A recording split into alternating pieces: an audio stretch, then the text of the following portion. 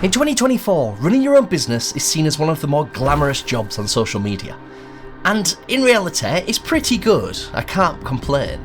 But there are some dark sides to running your own business that not many people speak about. In this video, we're going to cover some of the hardest bits of running your own business and how to get through them or how to manage some of these tricky challenges. Anyway, I'm John, I'm 29, I'm the founder and owner of Mergs.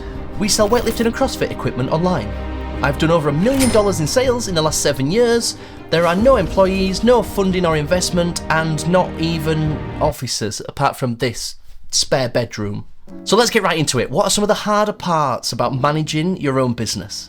The first one, and a big one, money.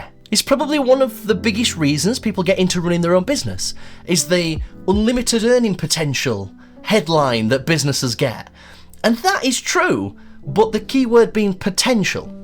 You can make $1 million a month like Alex Hormozi, but at the same time there's a lot of entrepreneurs that really struggle to get by. I don't recommend quitting your day job to start a business, which is why I've never done it. I ran Mergs for 5 years in my spare time, just at home, while working in engineering, manufacturing. And I look back and that's one of the smartest decisions I've made. I don't make 10 grand a month. I don't make anywhere near that. I make £3,000 a month. And that's the truth. The average wage in the UK is £35,880. I make 36,000. So I get an average wage for more than average effort. And when I look back, I actually made more money when I was working in engineering because Mergs would pay me £1,000 on top of my engineering wage per month, whereas now I actually make less money. But part of my pay now is the time and flexibility. There's nothing worse than stress related to finances. Honestly, being there, it's horrible. Not knowing if next month's going to pay you enough to cover your mortgage and nursery fees. It's a nightmare. It really is. So the biggest advice is don't jump out of your job into something else and risk your personal finances. Do it in the side, do it in your spare time, chip away at it. It takes years. For 5 years I was doing this as a glorified hobby. And then me and my wife got to the point when we realised that all the business needed was more time from me. So I took that leap in August 2022 and now it's September 2024 and we're still here. I say we, it's only me, it's just a habit. Speaking of we, or lack of, loneliness. Loneliness is massive. It really is such a change from working in an environment with other people that you really like and get on with to coming home and sitting in your office on your own. You can do a full day's work and not see anything move apart from the fan. It's kinda sad sometimes and it's tricky. There's days where you get cabin fever, you're just looking at the same 4 walls and you go a bit mad. It's awful when the weather's awful because you look out and think, wow, what a miserable day. It's awful when the weather's nice because you look out and think, wow, what a nice day, I could really be outside. No, you've got work to do. Another way I tried to combat this was working in unusual places. I'd go and I'd work. I don't mean like go and work in a train station, just on the benches, go buy a ticket and just sit there. No, not unusual like weirdos, but unusual like I'd go to a coffee shop, I'd go to a cafe. There's a shared workspace not too far from here. Sometimes I'd go rent a desk there and just do a day there. But yeah, you get really used to working with your pals and friends and people you like to see in the morning. Sometimes the highlight of going to work is just to see the people there. But when you work for yourself, it's just you. And that can be hard. That's one of the biggest reasons I'm excited for employees is just to create a bit more of a team, a bit more of an atmosphere. One day, hopefully, there'll be an office with people in it that we all get on and have a great time. I know that sounds like some sort of fairy tale, but that sounds great. One of the main reasons for starting this channel, and one of the things I like about it most, is just the connections to other entrepreneurs. People sharing their problems, people telling me what they're up to. You know, if you've ever got any comments, drop them down below. I was going to say downstairs. You know what I mean. So yeah, throw some comments in. I really like that. It just adds a little bit of interest to staring at 2 computer screens all day. The next thing that I've really struggled with for a number of years is scheduling and planning. When you get up in the morning, it can be 6 a.m. and you know you need to be at work for 9. Or 8, or 7, or 6:30 when I worked in engineering. We'd start at 6:30. You have to be there. Unless you're so ill you literally can't get to work or you're snowed in to where the snow's 2 foot deep. Unless you can't get to work, you're going to work. You know where you're going, you know when you finish, and you've just got a day and a schedule and a plan. That's really tricky when you work for yourself. Something I totally overlooked. There's only one person that kicks my ass about being here, and it's me. And it's really hard to play both roles as the owner and the employee, and for too long I've only played the owner role, to where I've been so strict and harsh on me, it got me down at one point. I was speaking to a therapist recently and we were chatting about this, that, look, treat myself in the way I treat an employee. You know what, if you get into your office and you're 15 minutes late, it don't matter, just get going. Like, crack on, it's fine. And it's really hard to be strict enough to get the work done, but nice enough to yourself to not be burdened by it. There's not enough hours in the day. I could come up here and work 20 hours a day if sleep weren't an issue. Like, there's enough stuff to keep going forever, but you just end up burnt out, and that's where I've been for the last 6 months. Well, not last 6 months, minus about 3 months. Say the start of the year till summertime. Now, I just set myself times. I'm like, right, when I drop the girls off at nursery, they get there at 8 AM, I start work at 9. No matter what, like that's what I'm doing. Even if I want to start sooner, I'm like, no, just have the time, block it in like it's a real job, because it is a real job. And same again, I finish at 4. I do 9 till 4, and that's it. If I get to 4 o'clock and there's a job that just really needs to be done, yes, I'll get it done. Of course I will. But at the same time, if I'm done at 3:45 and I'm just wrapped up at a nice place, I get a bit of time off. Just like I'd say to an employee, I'd be like, you go, you've done well today.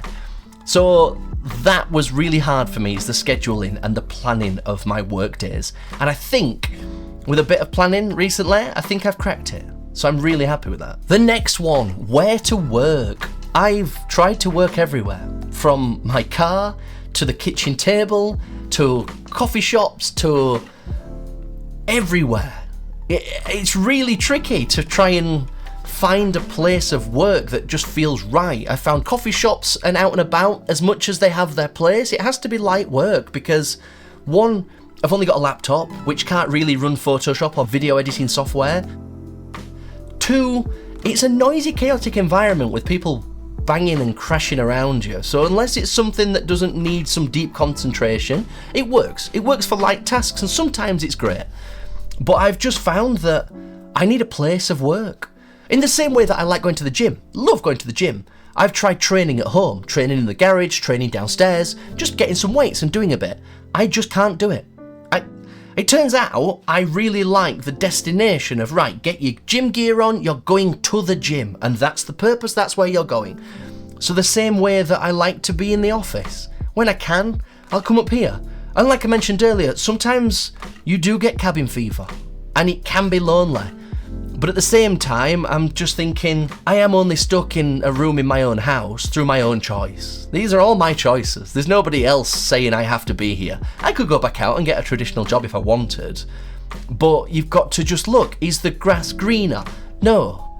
So set a dedicated workspace where all your things are, where nobody can get to, because I've got 2 girls, aged 2, twins, and they like to come in and scribble and draw and tap every button on a keyboard. So to have a lock on the door on the outside, just for those, works perfectly. So yeah, get a dedicated place of work and don't try and do too much in chaotic environments. That's never worked well for me. Accounting. Now this out of all the jobs, the marketing, inventory, promotions, new products, like everything, website, the thing I hate the most is accounting. And it's not that I can't do it, it's just that it just gets me down. Like everybody thinks this, you're in business to do the business side of things. It's like, yeah, I like to sell things and make my listing, my product pages nice and do all the businessy bits. But at the end of the day, the accounting matters. It's like going on a night out and not checking your bank the next day. You need to assess the damage, if there is any. I'm incredibly fortunate. Like, this is one of them things you can never plan. My mum's a self-employed bookkeeper. To anyone who doesn't know what a bookkeeper is, basically, they go through and they prepare, shall we say, all the scraps and receipts and bits and bats and purchases and expenses. They prepare all that for an end-of-year accounts from the accountant. So they go through and they sort out what your purchases are. Were things made legitimately? Like you bought something on Amazon. Was that a business purchase? You know, we'll go through, we'll just cross it off. Yeah, it was a new lens for a camera. Fine. So we go through and do all that. I am so fortunate that I have a mother that's a bookkeeper. She does a fantastic job. But I know now, if I didn't have a mother that was a bookkeeper, I would hire one. I would absolutely hire one. For the 20, 25 or 30 pounds an hour, we're not an enormous business. There's not 30 hours work a month. It might be 5. There's not tons of stuff to do. So, get a bookkeeper. If you're struggling with the accounts, honestly, it'll just take the strain off you. And it just makes life easier. So if you're, I wouldn't call that a hire, but do you know what I mean? If you're going to outsource anything, have somebody do the paperworky, financially bits, because it's just no fun. And the last thing, the ups and downs. There's been times in my life where this has been really hard work. Do a thing where if you get to a new benchmark, making numbers up, you've just sold £10,000 worth of stuff this month. And then you're getting through next month and you're halfway through and you've only sold £4,000 worth of stuff. My stupid brain would look at that and be like, no way. That's only going to add up to 8 by the end of the month. That's less than last month. It turns out, as you get a bit older and wiser, you realise that not every month is better than the last. It's really not. And there are months where sales drop off naturally. I'm really lucky because our product's quite evergreen. People need fitness stuff year round. If you were selling Christmas trees or sunglasses, clearly that's seasonal. You know, people buy Christmas trees in the last quarter, they'll buy sunglasses in the middle 2 quarters. Have you ever been given a pair of sunglasses for Christmas? I haven't, because it's kind of not seasonal or appropriate. It's like, you might get warm clothing instead. So, yeah, that's something that is challenging. It's the ups and downs, and it's really hard to have such a great day in sales followed by a poor one. And it's no reflection on you, that's just the way it goes. It's just like watching waves coming at the beach. Just because one wave comes in a little bit small doesn't mean the tides have stopped. No, there'll be another, it's fine. You just gotta keep going. I don't have a solution for this one. In fact, if anyone else has got a solution, let me know. One thing I have been doing is looking at bigger picture. Look at yearly graphs. Because yes, they go up and down like a Bitcoin chart, but by the end of the year, the averages were increasing in sales.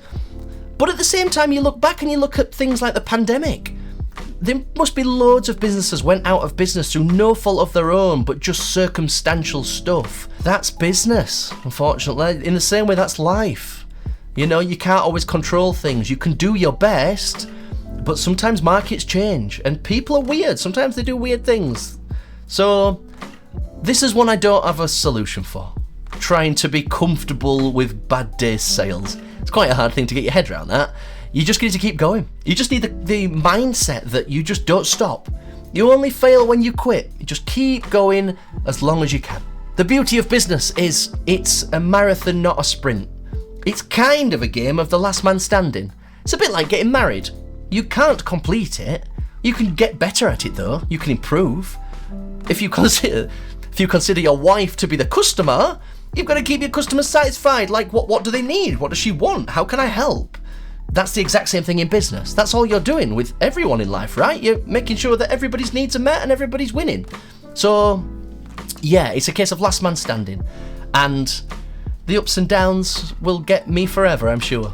But maybe that's just how I'm wired. Who knows? So there you go. That's some of the worst parts about running your own business and how to overcome them. Or at least most, because I'm not perfect and I'm learning on this journey too. I'm no guru. I'm just trying my best and documenting the journey. Anyway, so that's it. That's the worst parts about owning your own business and how to overcome some of these hurdles. I've said it before, I'm not perfect. I'm still figuring this out and I've got the mindset that you can always be better. So if anybody has any pro tips to any of these things or any other quirky parts of owning a business that you feel are useful, enlighten me. I'm all for it. And if you enjoyed this video, watch one more. There's plenty. I'll pop a few up on this big blank space. And that's it. I'm going to get back to work. I think you should too. And I'll catch up with you guys soon. Adios.